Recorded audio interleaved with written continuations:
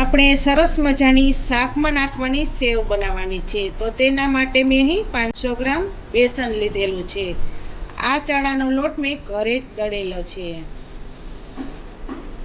તે મેં પહેલેથી જ ચારી લીધેલો છે. સૌ પ્રથમ તો પહેલાં લોટની એક કાથરોટમાં નાખી દઈશું.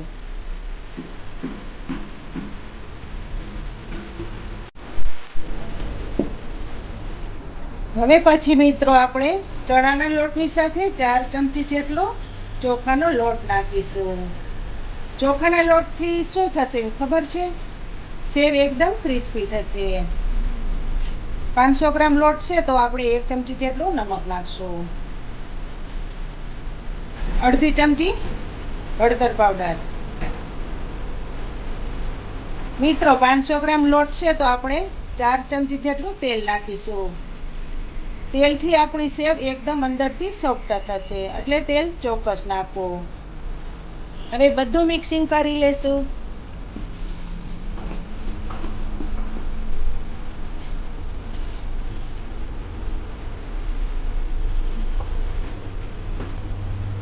તમે જો આ રીતની સેવ ઘરે બનાવતા શીખી જશો તો ફરસાણની દુકાને જવાની જરૂર ક્યારેય નહીં પડે. હવે મિત્રો આપણે થોડું થોડું પાણી નાખી અને સરસ મજાનો સેવનો લોટ બાંધશું. કારણ કે લોટ બાંધવાની જ ખૂબી છે. જો લોટ સારો બંધાશે તો સેવ આપણી એકદમ સરસ બનશે.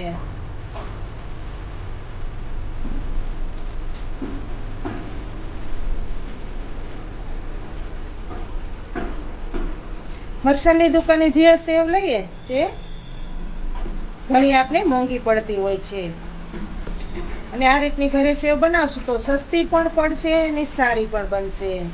તેલ આપણું ઘરનું ચોખ્ખું હોય એટલા માટે.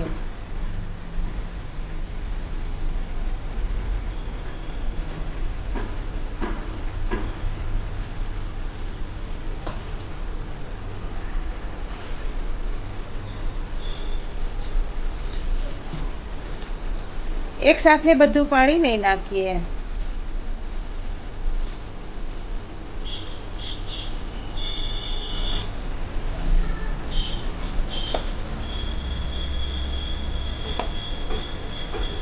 લોટ એકદમ નરમ નથી બાંધવાનો અને લોટ એકદમ જાડો પણ નથી બાંધવાનો. જો વધારે ઢીલો લોટ બાંધીશું તો સેવ બનાવતી વખતે ગાંઠા નીકળશે.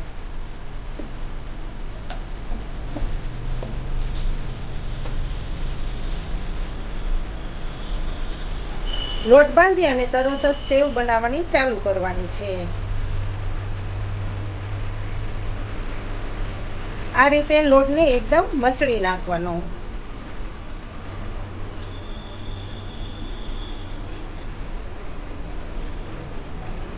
જેથી કરીને લોટના બધા ગાંઠા ભાંગી જાય.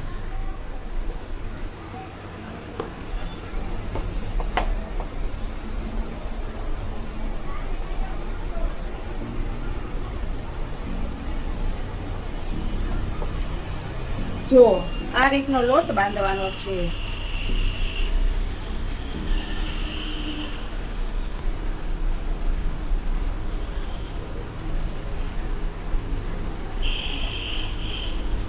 આ રીતનું તમે એક જ દિશામાં લોટને ફેંટશો એટલે બધાય ગાંઠા ભાંગી જશે અને લોટ સારો બંધાશે. કારણ કે લોટ બાંધવાની જ ખૂબી છે.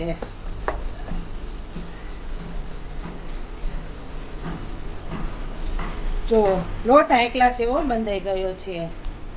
તો મિત્રો ગેસ ઉપર આપણું તેલ પણ સરસ એવું ગરમ થઈ ગયું છે. તો હવે સેવ બનાવવાની શરૂઆત કરશું. આપણે સેવ બનાવવા માટે સંચો લીધેલો છે.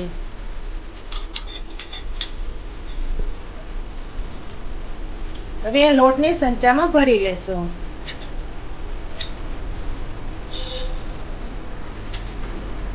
આ રીતે ચમચી વડે ભરાય તેવો લોટ બાંધવાનો.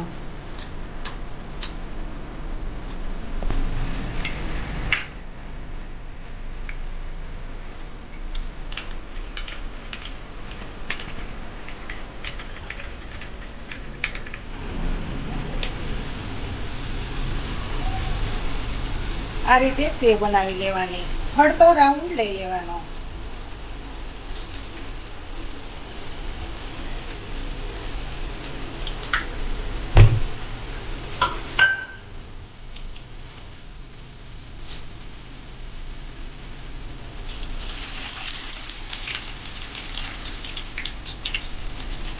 સેવ બનાવતા વાર નથી લાગતી. જુઓ,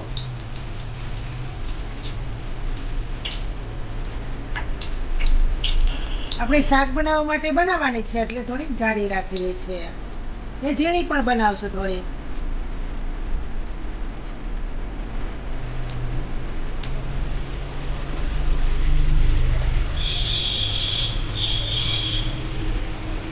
આ રીતે હાથ ફેરવતા જવાનું એટલે આટી બિલકુલ નહીં આવે.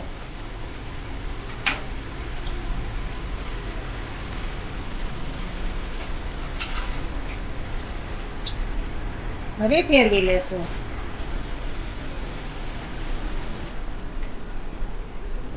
મિત્રો, તમને જો મારી રેસીપીઓ સારી લાગતી હોય તો મારી ચેનલને લાઈક શેર કરવાનું બિલકુલ ના ભૂલતા. તમે મારી ચેનલમાં નવા હોય તો સબસ્ક્રાઇબ અવશ્ય કરી દેજો. હવે આપણે ઝીણી સેવ બનાવશું.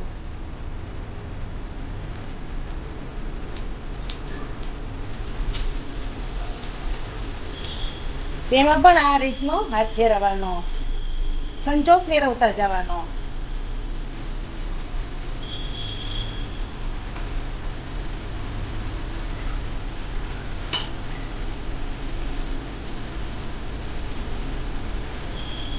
જુઓ,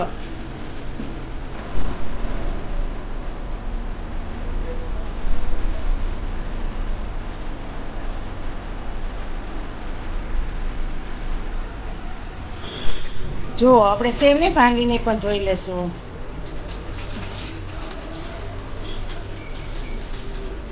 આ રીતની સેવ તમે ઘરે બનાવશો તો તમારે ફરસાણની દુકાને જવાની બિલકુલ નહીં જરૂર પડે.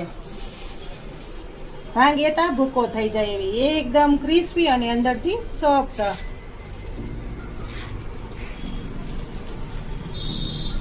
ખાવાની તો મોજ આવી જાય. તો તૈયાર થઈ ગઈ છે મિત્રો ચણાના લોટની સેવ. તમે પણ જો આ રીતથી લોટ બાંધીને સેવ બનાવશો તો તમારી સેવ આ રીતની સરસ બનશે.